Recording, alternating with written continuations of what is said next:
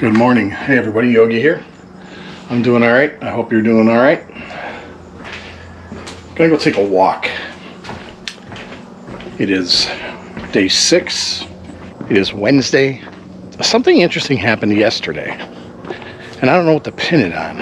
I was editing and I have radiculopathy, cervical radiculopathy, and started editing some of the episodes, some of the footage that I had shot on the way down here. After editing for a while, my left arm, I'm left-handed, but I use my right hand to do all the clicking with the mouse.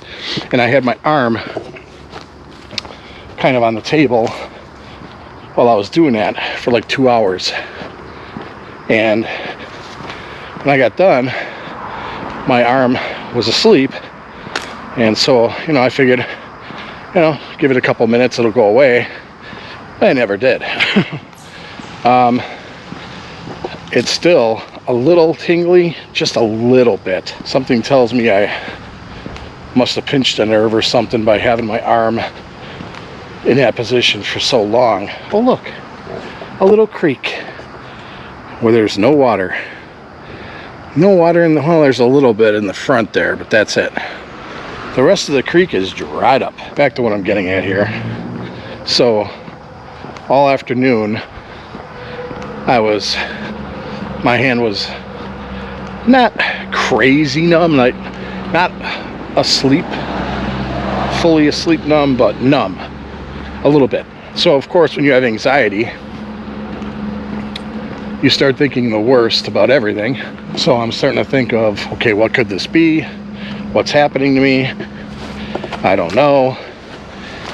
So I'm looking up online and I'm just like, stop it. Stop it, stop it, stop it. There's not a whole lot you can do about it. I'm sure it's not life-threatening. You probably just pinched a nerve. You got radiculopathy and carpal tunnel. I also suffer from carpal tunnel. When I was still drumming in bands, I had to wear wristbands every night. But after a while, when I stopped being in a band, the wristbands, I didn't need them. I wasn't wearing the wristbands for a while. Now all of a sudden I need the wristbands again. It's a chilly one here in Tennessee this morning. I don't even think we're at 60 degrees right now. I left the window open last night. It got cold. I just think it's something to do with my radiculopathy and just getting old and working out, using muscles. I was playing basketball a little bit too yesterday. And the day before that, I played basketball, I played pickleball, and worked out. So, I'm doing a lot of exercise that I'm not used to doing. I was sitting in my car, working all day. Then I'd get home, and I'd go home, and I'd sit on the couch and watch TV and go to bed. So I wasn't getting nearly enough exercise. And finally, I weighed myself, and I said, no, we can't do this. We can't play this game. You're not getting any younger. You need to start taking care of yourself. So that's what I'm trying to do, anywho. Steep downgrade, please walk bicycles from this point. I guess this is that same creek that we saw earlier. And it's dry as a bone. Well, I take that back. There's a little puddle of water here, a little puddle of water there, and that's it. Yeah, not a whole lot. Not a whole lot of water. Another thing with having anxiety is I'm in a different state now, and I try not to think about stuff like that, but when I'm in the car driving, I'm trying not to tell myself, hey man, you're in a dangerous situation here. You're 3-4 states away, and what if something happens? To which I tell my brain, well, it could happen at home too. Something could happen at home too, so why don't you shut up? So it's later on the day of my walk earlier, which is Wednesday, and I'm just waiting for the kids. And so far today it's been keeping it close to home. After my walk, hung out here for just a little bit. Then me and Jordy and Carter went and played mini golf. They got a mini golf course and an outdoor pool area in the same area in a library. So we went and did that. Jordan got 2 holes in 1, and Carter got a hole in 1. I didn't get a hole in 1, but they did. Jordan got 2 holes in 1. So they did awesome for that. Yep, Jordan said, And I can't believe I hit so hard it actually made it in. She did. She hit this ball. It was weird because it was on an incline going up this hole, and there was a Bigfoot there, and there was like a couple of obstacles, and she hit it so hard it hit the back of the playing area, bounced up, and this hole actually has like a little bit of an incline going up around the whole hole itself. It was the hardest one. Right. And she hit it so hard, but she hit it perfectly because that thing, I wasn't filming. I wish I would have been filming, but I wasn't. And it just bounced a couple times right into the hole. So, yeah, Jordan did an awesome job. 2 holes in 1. Carter had a hole in 1. I did not. The first one's an accident. The second one was on purpose. I didn't try to make it in. The first one was an accident, Jordan says. The second one was on purpose. So yeah, that was fun. And then we dropped Jordan off because she didn't want to go swimming at the indoor swimming place. So we did that. So Carter and I did that. And with my anxiety, it was something I had to overcome because I hadn't gone swimming since I started having anxiety. And so that was a little bit of a challenge. Carter was in the pool for a little while without me. And I was kind of fighting it. Because again, you know, when you have anxiety, your brain's telling you everything that you're used to doing or used to do before pre-anxiety is now something you need to be worried about. So for about 20 minutes I sat there and I actually really started feeling bad for myself and bad for him. I felt like I was letting him down by not going in the pool. So I finally said, you know what? F it. Took my shirt off, started walking into the water. Eventually got in the water, underwater, did some somersaults under the water. Stuff I used to do all the time and never had a problem with.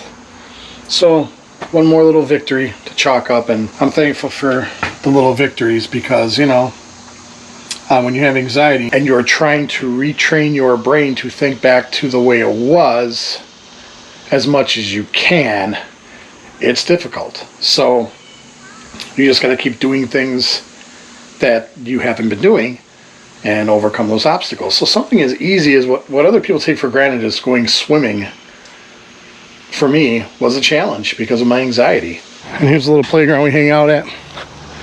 There's Jordan and Carter. We must be the only ones here right now. We're gonna play. Well, I'm not, they are. I might use some baskets, I don't know. My hand's still feeling a little weird. I don't know, I feel a little bit better neuropathy wise, or radiculopathy wise, since I went in the pool. So I don't know, maybe I need to start going to the pool more often. And here's the Bear Safe Recycling. You know, you never realize just how out of shape you are until you get winded playing horse. Horse, yes, the basketball game horse. I got winded just from doing that. That's how out of shape I am. There's Carter and Jordy over there. They're having a little, I don't know what to do. What are you guys gonna do? Oh, right now they're trying to guess song lyrics. My sister Chuckles should be getting off of work shortly. I don't know what the plan is, to be honest with you, for tonight. We might do some more poking around, as they call it, which is just getting in the car and looking for stuff, or driving. I know Jesse wants to look for abandoned stuff, and I wouldn't mind looking for abandoned stuff. You know, down here in these areas, there's abandoned stuff all over the place. You just got to drive down those side roads to find it, you know. We took a couple passes through Whitneyville in Tennessee, where that really cool haunted-y looking house was that I posted in the last video, or actually a couple videos back. Yeah, we'll catch back in later when we're on the road if we find some cool abandoned stuff. All right, I have no idea what town we're in Tennessee, but we're looking for abandoned. We found some. We got this beauty here. Kind of parked on the side of the road, kind of coolish looking. I don't know what it was at one point. There's stairs that lead up to a rickety old porch, which I'm not going on because I don't think it's structurally safe. There are a couple of there's a window open. I wish I could get up in there. There's a broken window. That's kind of cool looking. It must have been a business at some point because there must have been a sign there, I'm guessing.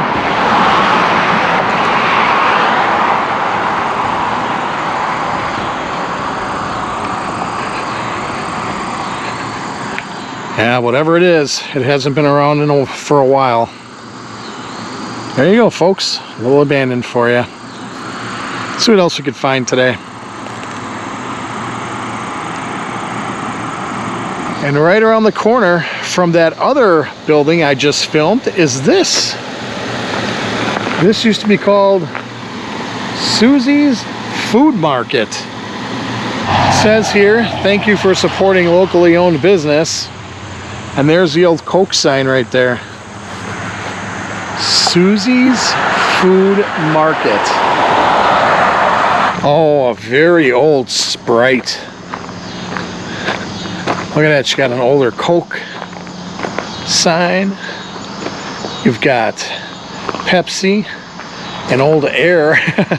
That's gone. But look at this Sprite sign. Look at that.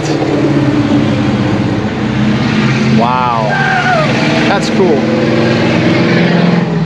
Then you got these old pumps right here. $2.88.9 a gallon. And $2.79.9 a gallon. You know what? Is it still open? There's stuff in here. Holy cow, there's still stuff in here. I don't know if they're open at all. They might be. Oh, look. They are still open. They're only open till 4 o'clock. And then 4:30, 4:30, 4 o'clock, 4:30. So they're open 4:30 in the morning to 4 o'clock on Monday.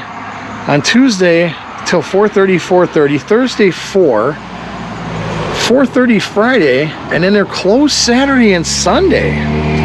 Wow, is that bizarre? I thought this was abandoned. This place ain't even abandoned. Huh. Oh, look at these. Well, it sure looks abandoned, folks. Look at this old Pepsi sign. Holy cow. 5 cents. And you got, of course, the old Mountain Dew. It'll tickle your innards. Mountain Dew. There's another Mountain Dew sign right here. Mountain Dew will do it for you. Look at him. He's happy because he's drinking it with that moonshine. Okay. That is bizarre. That is so weird. I would have sworn that this place is abandoned. It just looks abandoned. But no, they're open. That is weird. All right. Moving on.